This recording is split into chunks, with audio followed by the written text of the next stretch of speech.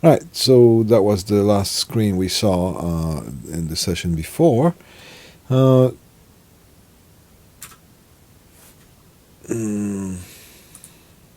there. That kind of explains a little bit better. This slide here helps with understanding this slide. All right. So all loads are resistive, capacitive, inductive. All right. So this is explaining what impedance is. The behavior of the load in the circuit depends on the type of signal, power applied, AC or DC, or if it's AC, how high the frequency is, and the proportions of the load's characteristics, XL versus XC. Now, the resistance, the pure resistance, has a zero angle.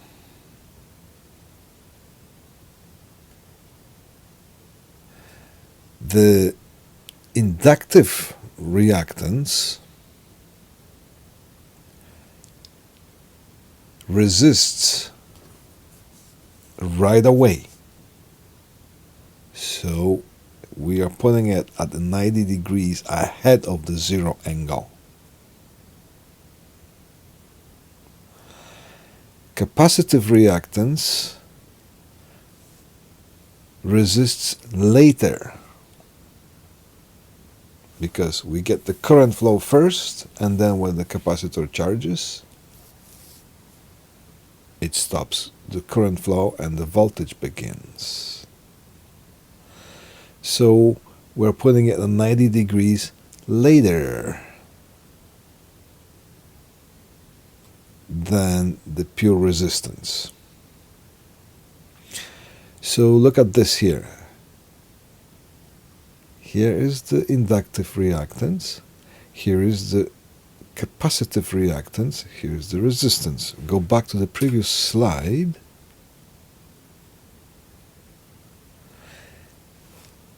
Because the voltage is proportional to the resistance, and in our case reactance, voltage is going to go, where do we have that? Here is the capacitive. So it's going to go down first, the voltage, and then it appears. And in the coil, the voltage is right away, and then it disappears. So they are just 180 degrees.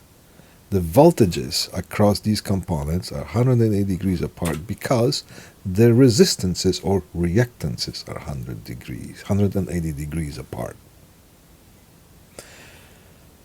Excuse me. And what is impedance? If you take the overall reactance, so in this case the inductive reactance is larger, so the whole load is going to be behaving inductively. Over here the capacitive reactance is larger within the whole load, a bunch of components together, and that's what happens. So this load is going to behave capacitively. So this load is capacitive, this load is inductive. So you take the overall reactance and bring it to the other side here where the resistance is, and you draw that. So this is the difference between this here and that here. Draw a line here. Here is the magnitude of impedance. And here's the angle of the impedance.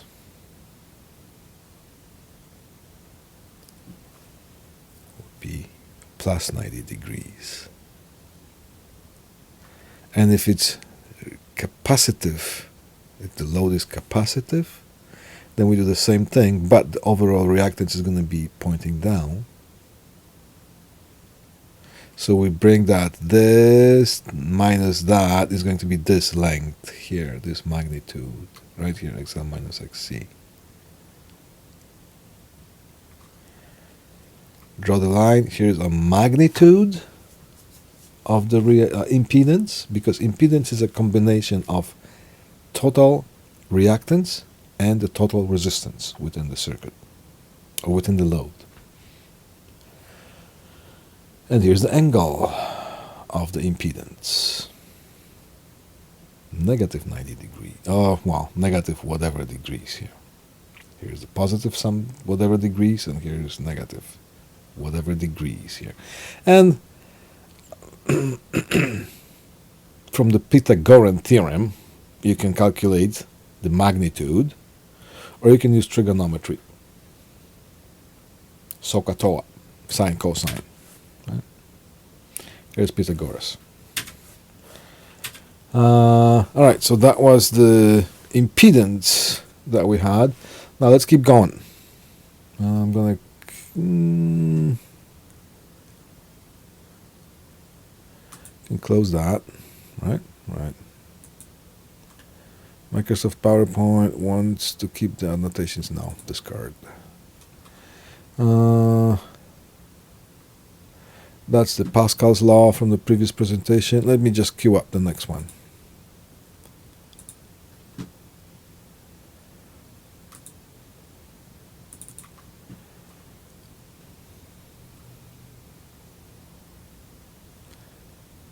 Electromagnetic. Do we have anything that we have to do here?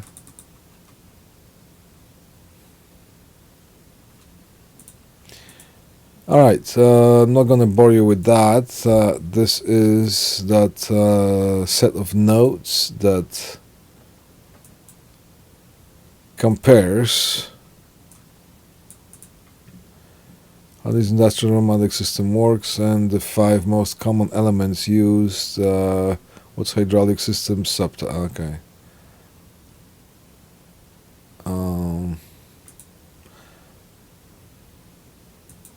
Yeah, I encourage you to read that. There's not much explaining here. I would just be reading it to you. I'll put you to sleep.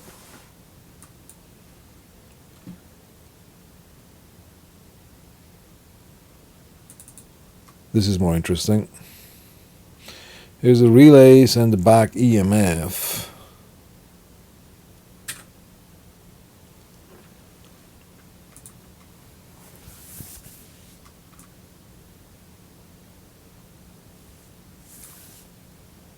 Alright.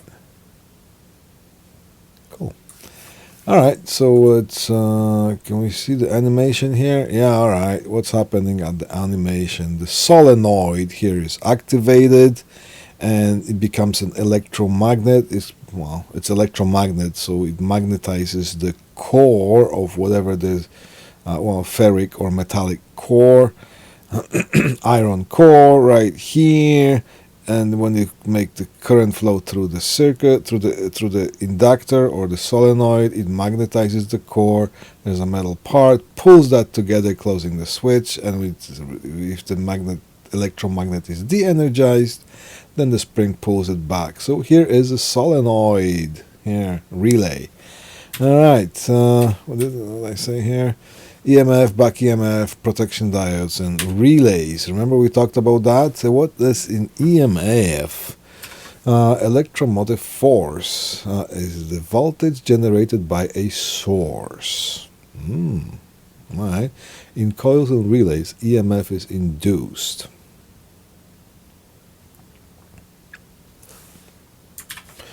If you have a battery, see if I can draw a battery here.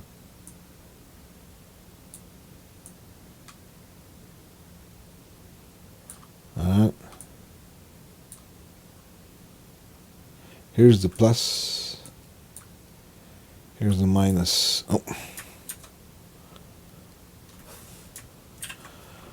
That's the beauty of the. Here is the minus of a battery cell. The battery cell provides EMF, electromotive force. The electromotive force is like a voltage, but it's points. The current would flow from minus to positive in conventional current flow. How does it happen?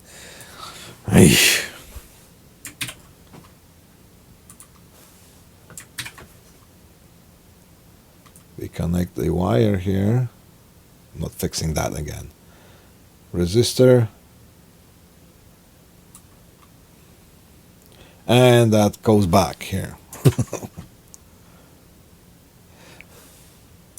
How does the current flow here? Through a load. Current flows this way. From more positive side of the load to the more negative side of the load. We have it talking about voltage at the load.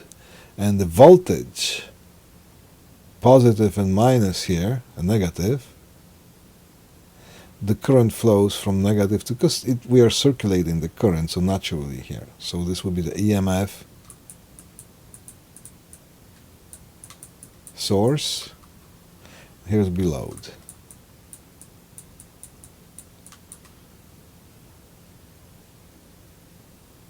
Alright, so we get the EMF is at the source. Source creates EMF. There are different types of sources. Not only a battery can be a source.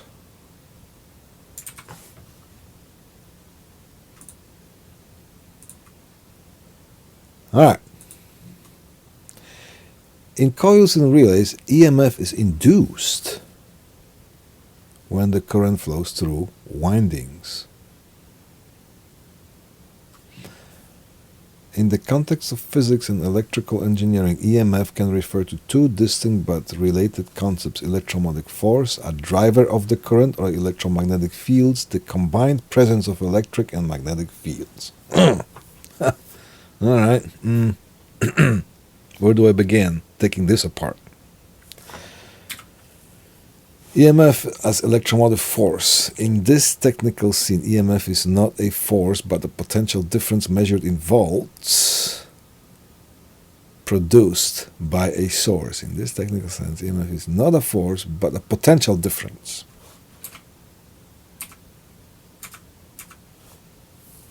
Right here, potential difference. Which technically is a force. Can be considered a force, but we're stretching it a little bit. This is one of those things here.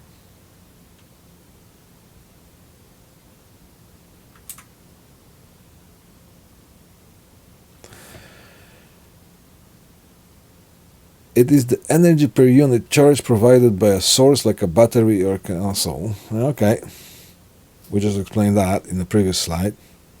Relationship to magnetic fields. According to Faraday's law of induction, a changing magnetic field induces an EMF in a nearby conductor. This is the fundamental principle behind electric generators' relationship to electric fields. An induced EMF creates an electric field that pushes charges through a circuit. This induced electric field is non-conservative, meaning that it can work on a charge moving in a closed loop. Do I have even energy to take this apart? Or will I let you do it? I will let you do it. I'm not going to test you on that, but you will have to get that. Where am I going with this? EMF as electromotive force. In an environmental and health concepts, EMF refers to a combination of electric and magnetic fields. Do I have... yeah, watch that video sometime.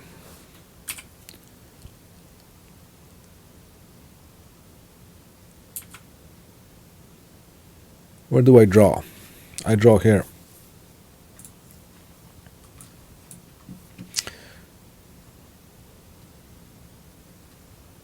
We have a magnet, north, south. Here is the, let's say the from north to south. We got the magnetic flux. What's a magnetic flux? Is the magnetic field that we care about. And we have a excuse me, a conductor. conductor that we're going to just aggressively push into this here, this magnetic field.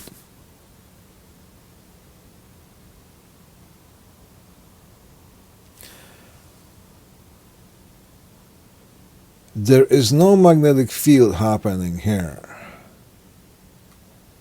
What means there's not electric current flowing.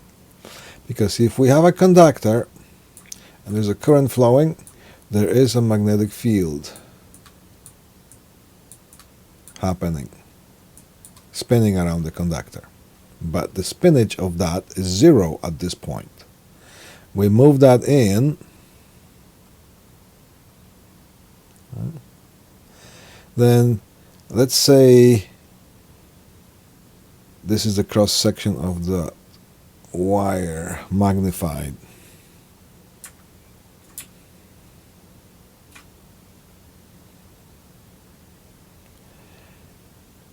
The change on this side right here of this conductor, this wall, is going to happen that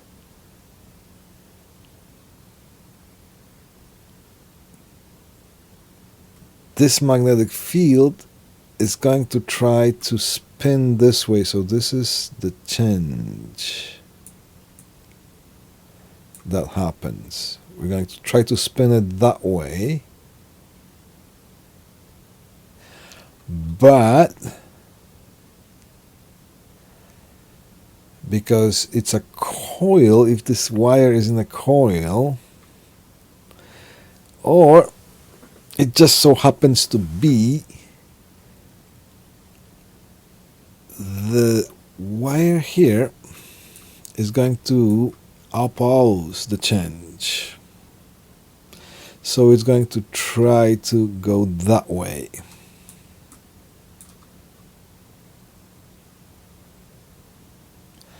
So when we shove this wire this way, that's the motion, we're going to have the EMF force try to go this way because it's going to oppose the change. Which means it's going to induce the current going this way. Right?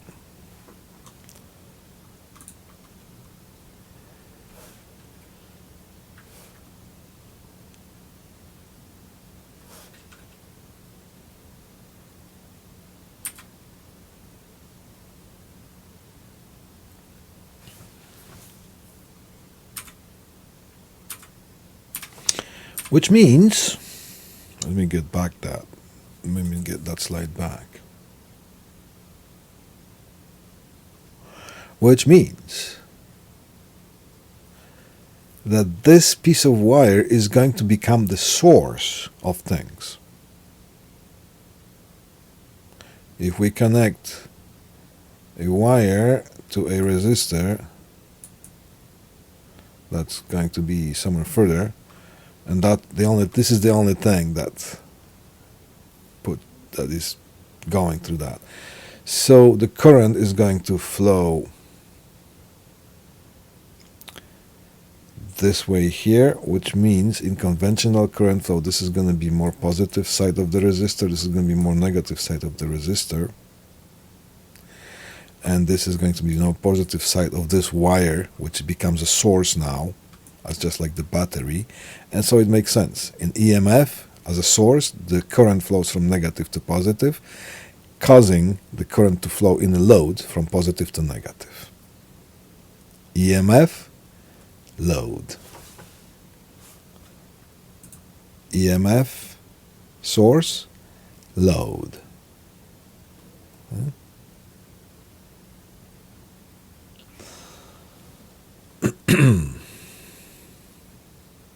Now, if we're talking about a coil, let's say we're going to wind this wire and subject that into magnetic field change, which would be something like this. Here's our coil.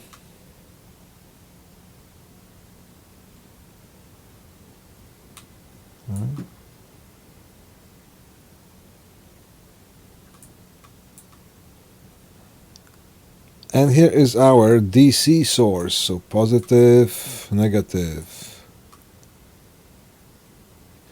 We're going to create a magnetic field of a certain strength here.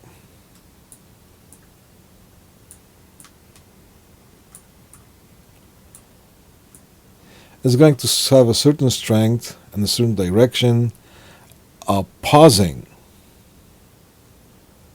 the power supply.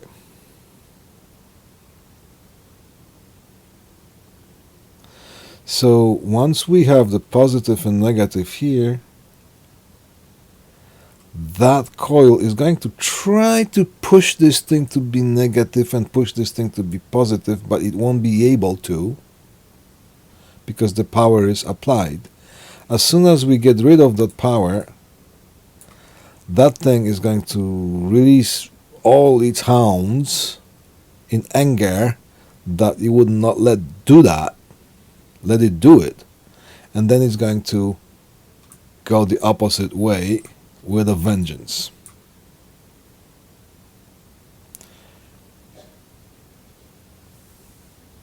Which at that moment of releasing the power that is applied, it is going to become a source,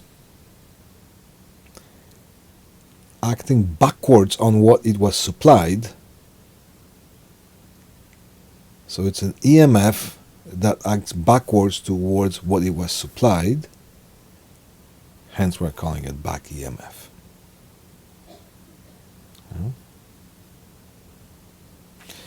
And the back EMF can be quite damaging.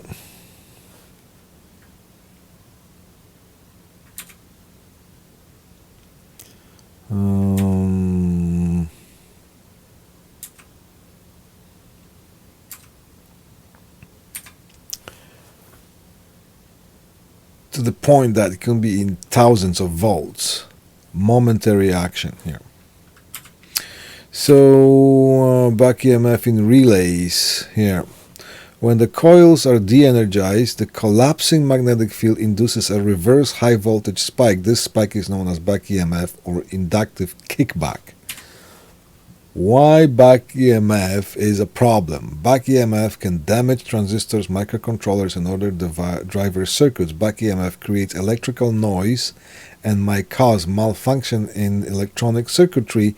How is it creating electrical noise?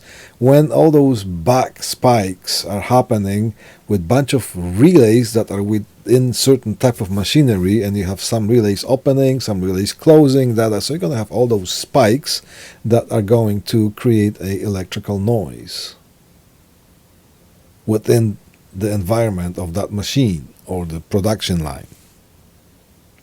So we don't want that. Noise can damage a digital signal. It can corrupt a digital information. So we don't want that. Kickback, flyback, or flyback diode.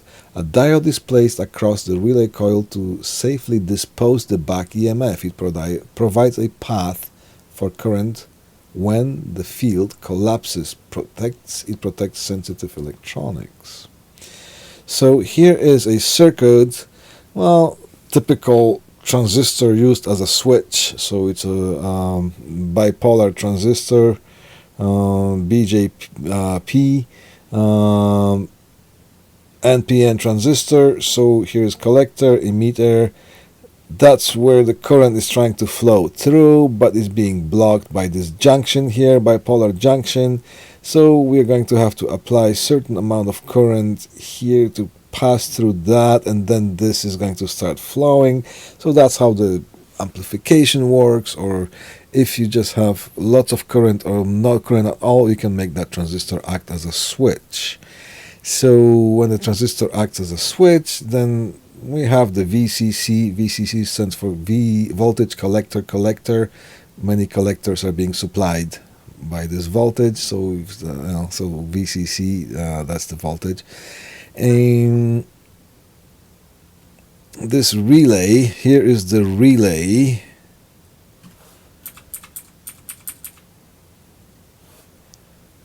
Here's the coil of the relay. And there is over here is a contact. You see, those are electrically separated. We provide the voltage here. This one becomes electromagnet, pulls that magnet there. This one pushes that, and this switch changes its position. So these two are going to be closed when the coil is energized. When the coil is de-energized, this one releases, this arm releases here, the lever releases, and the switch goes back to the resting position. So that's the coil of the relay, and these will be the contacts of the relay. But this is a coil. You conduct a current. So under normal conditions, this is positive side of the coil, and this is the negative side of the coil as far as the voltage being supplied. That's where the current flows. We got the current flow here through the coil. Right? Current I. And that creates a tension in the coil. When all of a sudden that power supply, or this power supplied to the coil, collapses. It just is no more. Disappears. The coil will reverse its polarity with a vengeance, and it's going to give a short but extremely high voltage spike. By placing a diode here,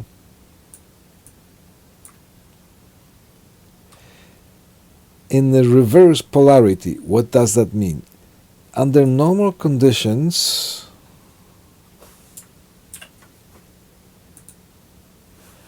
this diode is not conducting, because this is the anode of the diode, and here is the cathode of the diode. Sorry, this is the cathode, this is anode, this is cathode. A plus, anode, cathode. So this diode is reversely biased. It's not conducting the current this way. But when the polarity reverses, when this becomes a source, when the magnetic field collapses, for a short moment this becomes a source of the power, and it has to release that power somewhere, and it's in the reverse polarity. So all the current just breaks loose and just tries to hit this transistor, whatever other circuitry here. But if we put a diode in the reverse bias, then it's going to take the hit, because now all of a sudden when this thing reverses, the diode is forward biased, it's going to take the hit. So that's called a kickback diode, or back EMF protective diode. Kickback diode is or flyback diode there, yeah. That's why we need those diodes. How kickback diode works, okay, I just explained that. Applications: relay driver circuits, solenoids, motors, and inductive loads. That would be the back EMF calculation. When a 24 DC, which we're looking at, supply is applied, once the magnetic field has fully stabilized, the coil acts as a simple resistor. Okay. So here's the formula. Current equals voltage divided by resistance, calculation 24 volts. Let's say the coil has a nominal resistance, pure resistance of 600 ohms. So the current through this coil of the relay, it's about 40 milliamps, not that much. The steady state current determines the strength of magnetic field required to hold the relay's armature in the on position. Okay. You get that current, the relay is tripped. Back EMF at switch off. When the switch is opened, the current suddenly drops to 0. Because the coil is an inductor, it resists this change by generating massive voltage spikes known as back EMF or flyback voltage. It reverses its polarity and it hits us back with a vengeance. Formula: the flyback voltage equals negative, because it's inductance times delta current change over time change. Well, change in current from 0 amps minus 0.4, it's minus 0.04 amps. Well, the time, it happens suddenly and very, very quickly. At the time interval, maybe it takes 10 microseconds for the switch to open. So we have that one number here, 0.00001 seconds. And that number is here.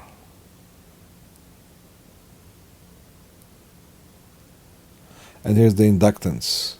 Plug in the numbers. 0.04 divided by that, minus 1.5 henries. Plug in those numbers and you get 6,000 volts. You got the equipment supplying 24. We are working with 24 volts, and all of a sudden we get the spike. Mind you, it's a very short time, lasting, 10 microseconds. But nevertheless, it delivers a huge spike to the rest of the equipment. So we do want that that spike to be reversed. I mean, reduced or eliminated. Okay? And of course, if the diode is not there, you get multiple spikes. It's called a ringing. Every coil has its rate of a ring. It doesn't just provide one spike and goes to rest. No, it just goes spike one way, the other way, one way, the other way, until it dies out.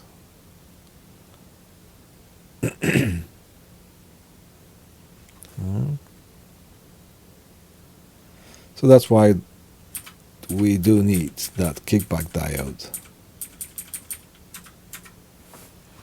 right here in reverse to eliminate that.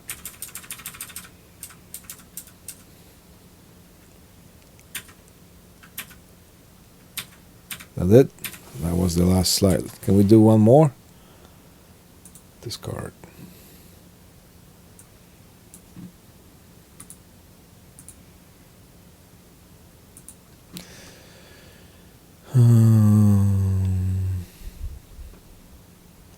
You also have these notes here.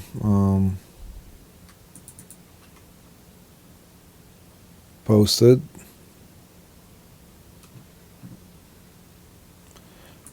Read through them. Right, that's many pages here, 76 pages. Just go. We talked about most of this stuff here during the labs. Not gonna go through that in today's review.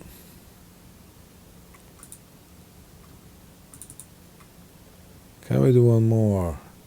Alright, we talked about double acting cylinders, single acting cylinders. We know what those are. double acting cylinders, single acting cylinders. Yeah, you can tell the difference between the single acting cylinder and double acting cylinder for sure.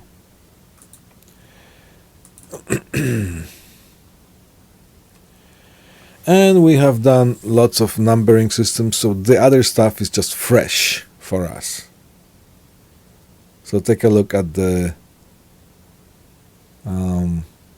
last quiz.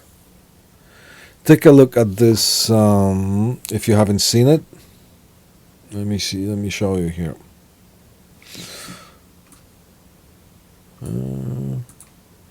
Collapse this, collapse that, collapse that. Oh, I got a little collapsing to do here.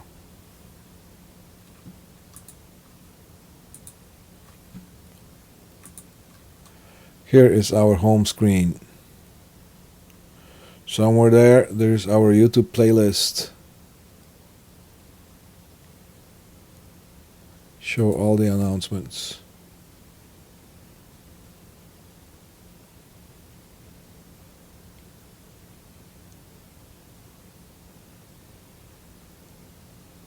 Our YouTube playlist. I'm going to click on that.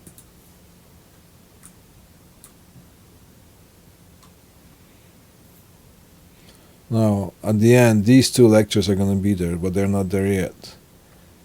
Properties of the distributive properties of Boolean algebra. If you haven't seen it, look at those. Look at this video. I give you some nice examples here.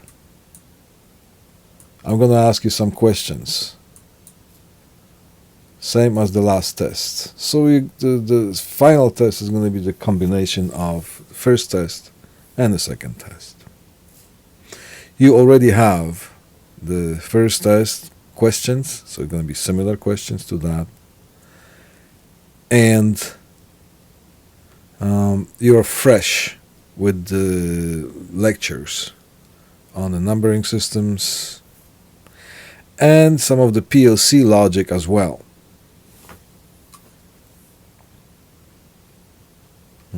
Just as a review,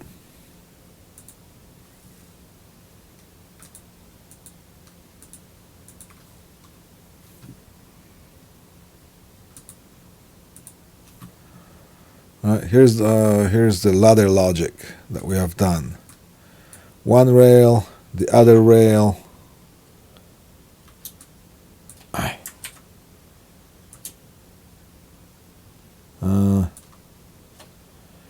Here is the rung. Come on, go. And if we have an instruction here, have another instruction here, have another instruction here, and let's say here is this instruction,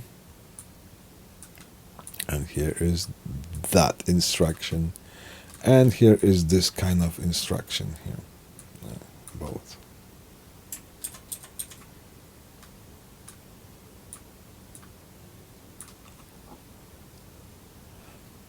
We both know, we all know, we both know, we all know this is examine if closed. This would be examine if open. This would be output energize. Output energize.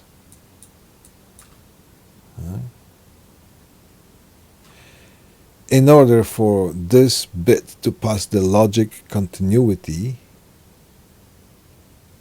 to make the run true, can we make a cheat sheet for the test? Not with this information, but you will get the sheet of the laws, the properties of the Boolean algebra. But this here, I would expect you to know that this is examine if closed, this is examine if open. Examine if closed is looking for logic 1 to pass the logic through.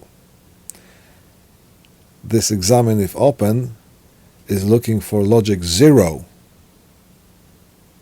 to pass the logic through. And only if the logic is passed through, which is a pretend current flow, if the rung becomes true, then the output energized is going to become true.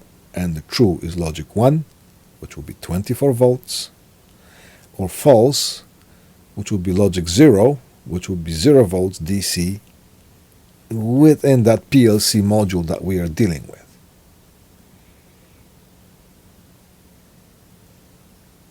So if this instruction is assigned to one of the inputs, and the other terminal is grounded. So let's say this is an input 3 here. And let's say this one here is somewhere assigned to another input 5. Pulling them out of thin air. And here is the ground, of course.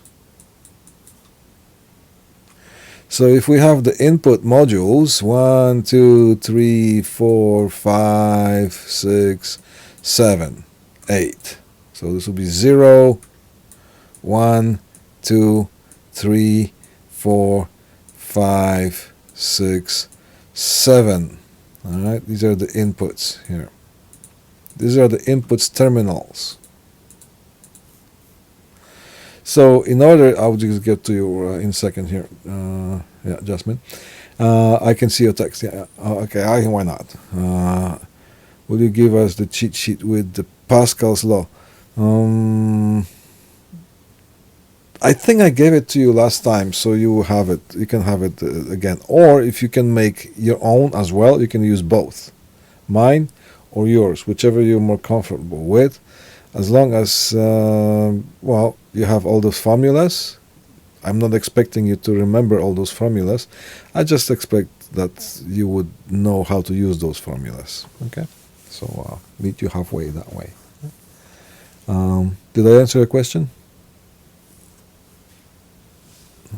Let me know. So in this case here,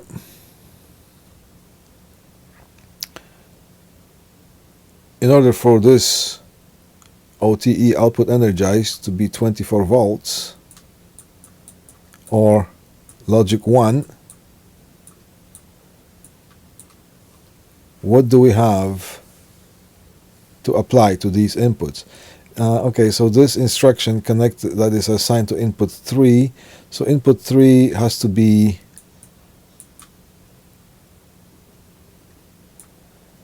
tied high. And input 5 has to be connected to the ground. So this is logic 1, this is logic 0. Yes, in this case logic 1 passes the logic 0 passes the logic. We got rung that is true. So that's the stuff. So we are allowed a cheat sheet. I'll prefer like a formula sheet. Just not for the Boolean PLC content. Yes, you can have the Boolean as well. Yeah. So you can use my formula sheet or you can use your own formula sheet, as long as when I give you the example to solve, you show me the process, right? Yeah. Yes, you can have your own formula sheet.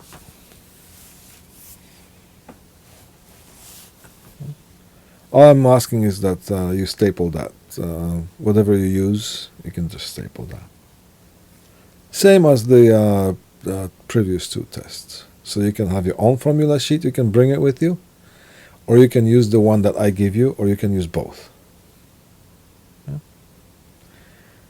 Cool.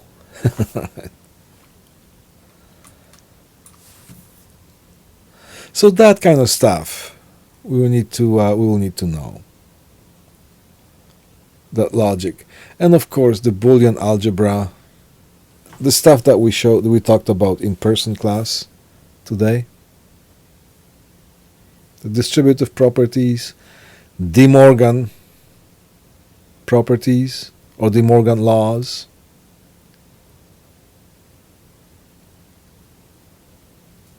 So the distributive properties, watch that YouTube video that I just showed you. Again, where is it? Right here. Here's that YouTube video right there in the announcements list, our YouTube playlist. Here's the YouTube video. And it's this one right. Where is it?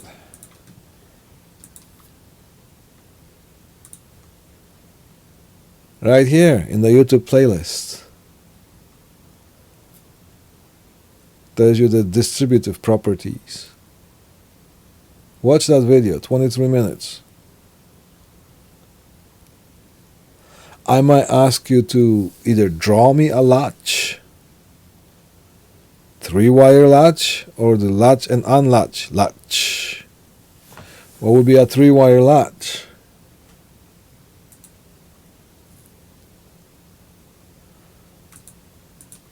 Yeah. 3-wire latch in the rung. Here is positive rail. Here's the negative rail of the logic. We got a start button. We got a stop button. We got output energize. If this is a, well, let's say if this is the stop button,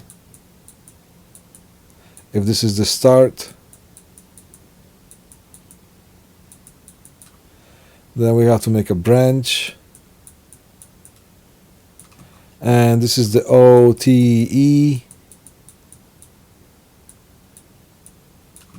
and we drag and drop here, so this will be OTE tag. It is this tag, this, whatever this thing is tagged as, we copy that tag and we drop it here. If we make this one here, make it more visible.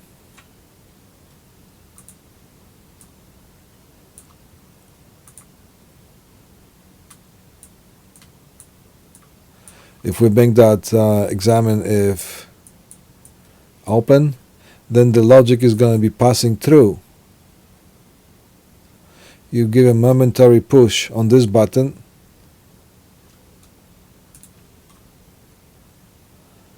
it energizes the OTE, and that, because it's tagged the same way, this is going to hold. So this will be the hold instruction. This is the hold instruction. This is the stop instruction. Momentary push is going to break the logic momentarily to basically make the whole thing fall apart. What do I mean by that? Push a momentary start. What this is, having a logic 0, this button is not pushed. And this is examine if open. Logic 0 makes this one pass the logic through, so it's good. So this is a passing. This is passing the logic. Push this momentarily. This one energizes, which energizes that. It doesn't energize really. It just gives it a bit of 1 here, logic 1.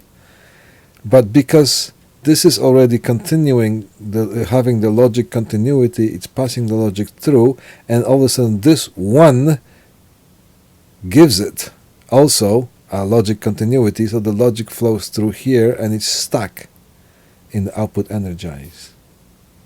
So this is a 3-wire latch. Wire 1, wire 2, wire 3 on the input, or wire 1, wire 2, or wire 3 on the output of the start button here. So this will be the start button, stop button, and hold. I might ask you to draw it. I might ask you to identify it. So this is a 3-wire latch.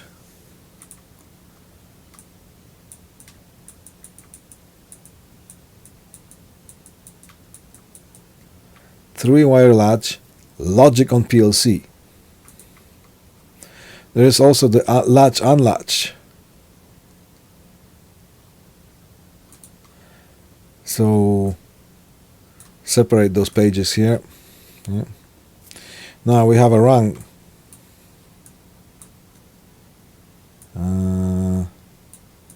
Here.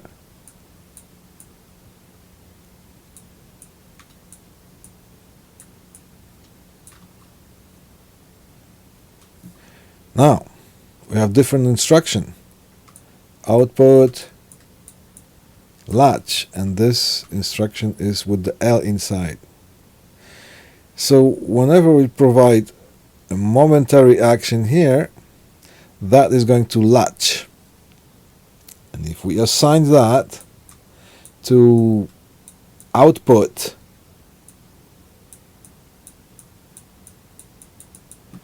number 9, if we want to, output number 9 is going to latch upon the momentary pressing of this push button that is assigned to whatever other input. And then once it latches, it gets stuck.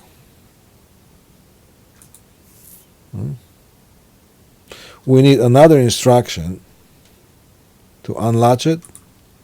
Remember? Another instruction, another button, and this, it's supposed to be U. Okay, I was successful drawing it.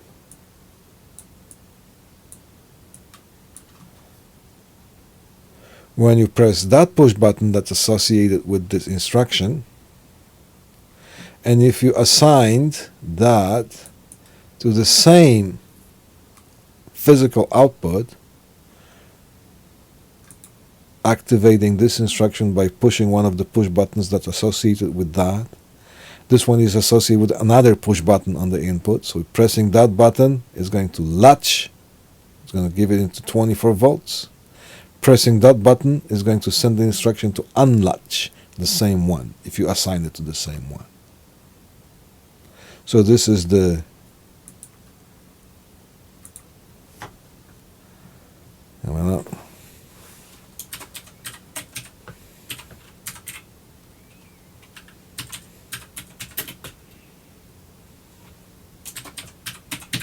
is the latch unlatch latch. And over here, as I said here, 3-wire.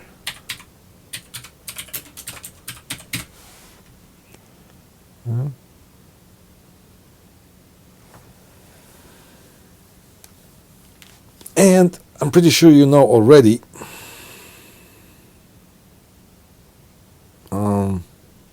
the routine for the lab test. I'm going to ask you to connect that circuit.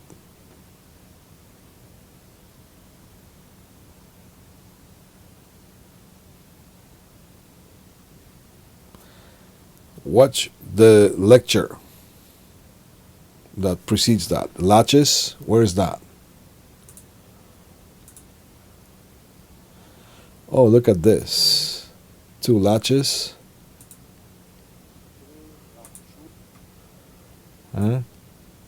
Watch that video.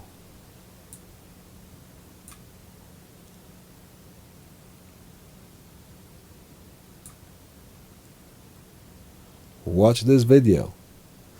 I'm going to ask you to assemble this circuit.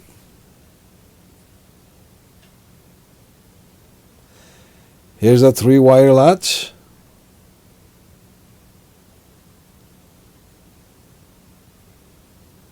And this here, output energize instruction, is not assigned to any physical output.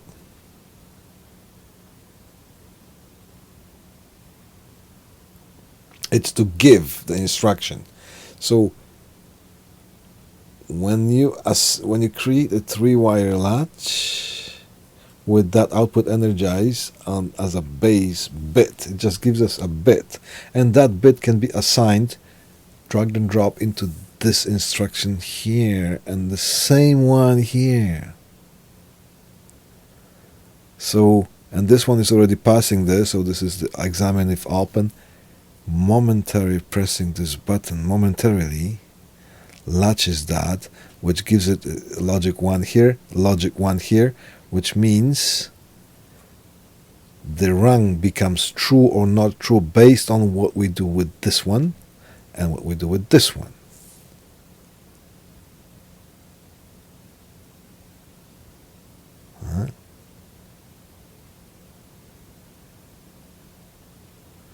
And if that switch is connected to a limit switch that activates based on the cylinder retracting, so this one becomes on when the cylinder retracts, then the output associated with the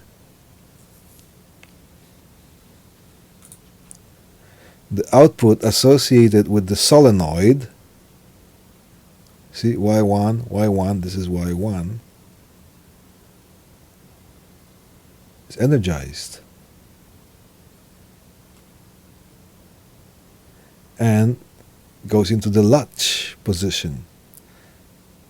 So it doesn't matter when this thing is released, when the cylinder moves, it's going to release that limit switch. It doesn't matter because this is stuck on latch. It's latched because it's a latch instruction.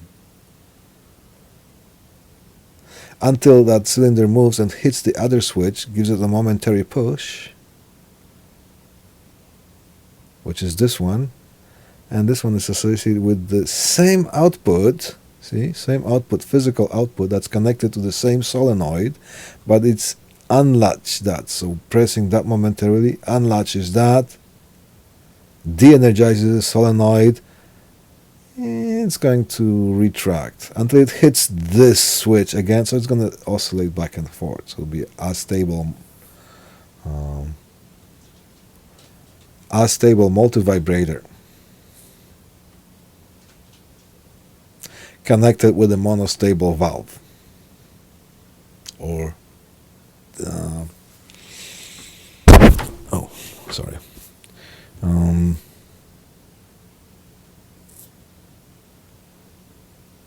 it's going to be directed by the monostable valve.